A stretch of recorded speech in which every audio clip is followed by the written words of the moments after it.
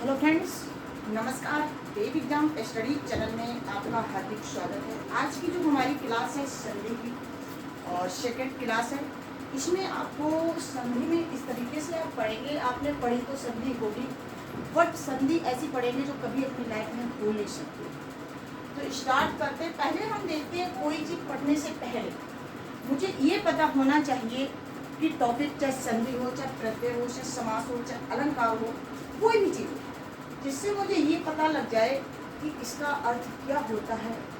अलंकार है तो क्या है, समास है तो क्या है, संधि है तो क्या है, ये है क्या, ये हम समझेंगे। हमारी जो संधि है वो संधि क्या है। जो आपस में ध्वनियाँ आपस में मिलकर जो एक हो जाती हैं उनको हम क्या कहते हैं, संधि कहते हैं। और कैसे एक हो जाती है, जैसे हम लिखते हैं हिमालय, क्या लिखते हैं, हमने फर्स्ट एग्जाम्पल में लिख दिया है, क्या लिख दिया, हिमालय। ये क्या है, हमारा हिमालय।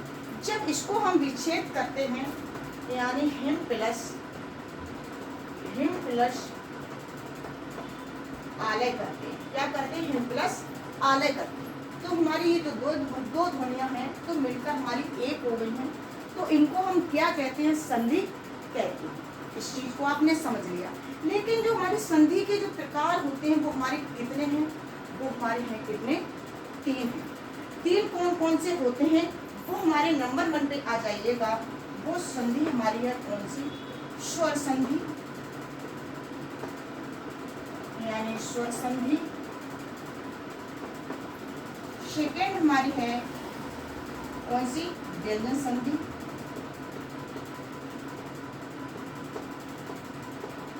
व्यंजन संधि। और थर्ड हमारी रही है कौन सी, विसर्ग संधि।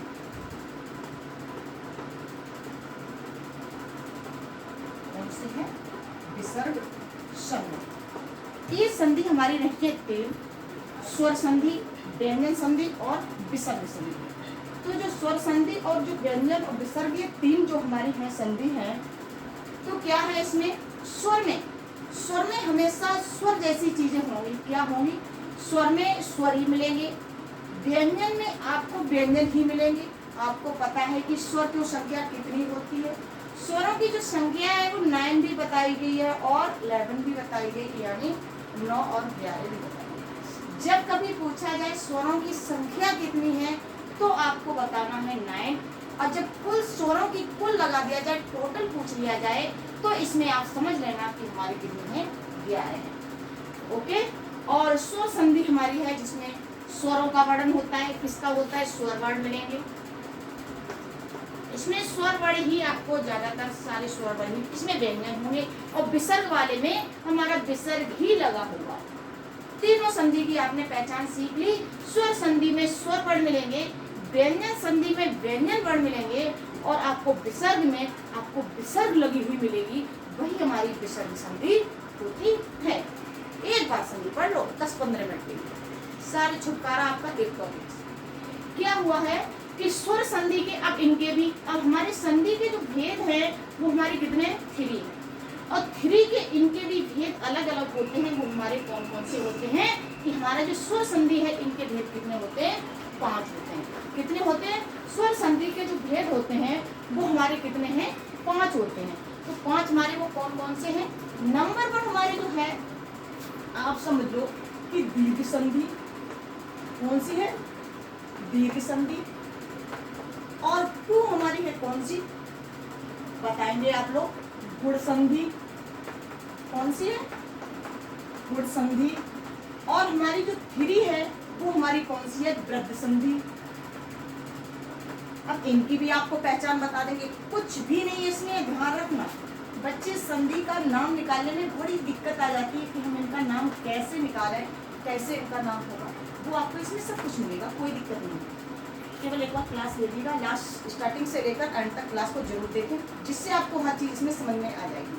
और क्लास को आपने अधूरा देखा तो आपकी गलती। दीर्घ संधि, गुण संधि और वृद्धि संधि। दीर्घ संधि, गुण संधि 3 होगी हमारी, और हमारी 4 में भी आ जाएगा टोटल लिखने। और दीर्घ होगी, गुण होगी, वृद्धि होगी, और हमारी कौन सी रहेगी, बताइए आप कौन सी रहेगी, दीर्घ हो गई, गुण हो गई, वृद्धि हो गई, और हमारी कौन सी संधि होती है, बताएंगे आप लोग, फटाफट बताइएगा।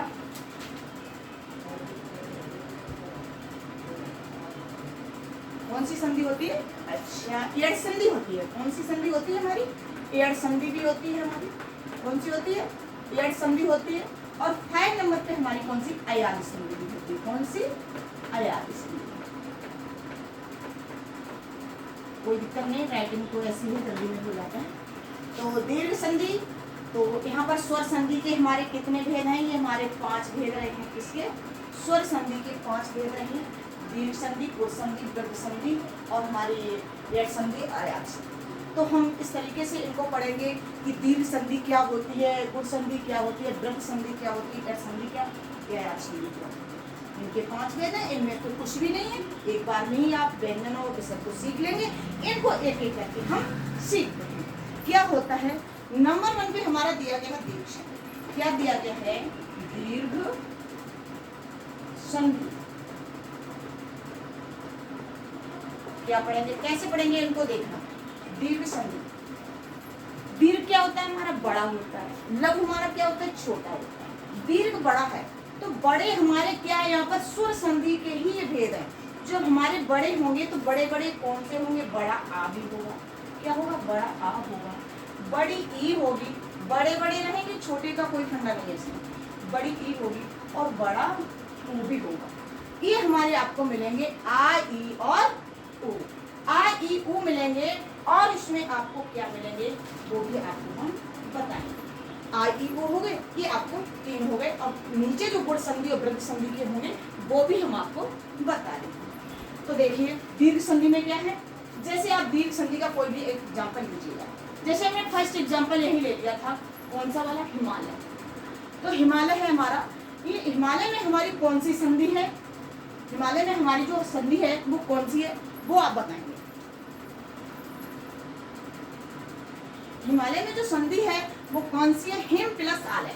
यहाँ पर देखो ये दिया गया हिम, ये दर आ। तो हमारा जो आ और छोटा, मैं में क्या छुपा हुआ है? छोटा। तो मैंने इसको यहाँ लिख लिया छोटा।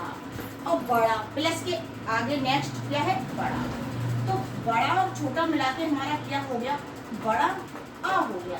तो ये हमारी कौन सी संधि हो गई? दीर्घ संधि हो गई। तो हम फटाफट इसको अच्छे तरीके से समझते हैं। कैसे समझेंगे तो देखते हैं, है ना। इन चीज़ों को हम पहले क्लियर करेंगे, अच्छे से देखते हैं, तभी चीज़ों को समझ में आएगा, वरना कैसे आएगा। क्योंकि देखिए हमने ये लिख दिया था आपका हिमालय। कोई भी मान लो, हिमालय छोड़ दो, अच्छा हिमालय लिखा होगा, देवालय, है ना, देव की जैसे देवालय। तो क्या होगा? देव प्लस क्या हुआ? देव प्लस। तो देव में जो आ है वो हमारा कौन सा है? छोटा। इसमें छोटा होता है। जब इसको हम स्वतंत्र करेंगे तो हमारा वे ऐसा हो जाता है। ये भी चीज ध्यान रखना। इसमें ऐसे तोड़ेंगे, अलग अलग करेंगे तो ये हमारा बन जाता है, क्योंकि ये अलग निकाल देंगे तो आ हो जाता है। अभी इसके नीचे हलंत नहीं लगा हुआ है ना, तो आ मैंने निकाल लिया। देव प्लस आलय, तो ये हमारा आगे वाला बड़ा आ है। तो दोनों मिला के हमारा क्या हो गया? बड़ा आ। क्या हो गया? बड़ा आ हो गया। और बड़ा आ ही मैंने आपको बताया था यहाँ पे, बड़ा आ, बड़ी ई और बड़ा ऊ। ये कंडीशन आपकी दीर्घ संधि की होती है। तो नेक्स्ट कोई एग्जांपल आप ले लो। इसमें आपने आ वाले को ले लिया, अब हम ई वाले को लेते हैं। आ को ले लिया, ई वाले को क्या मान लो? कबीर।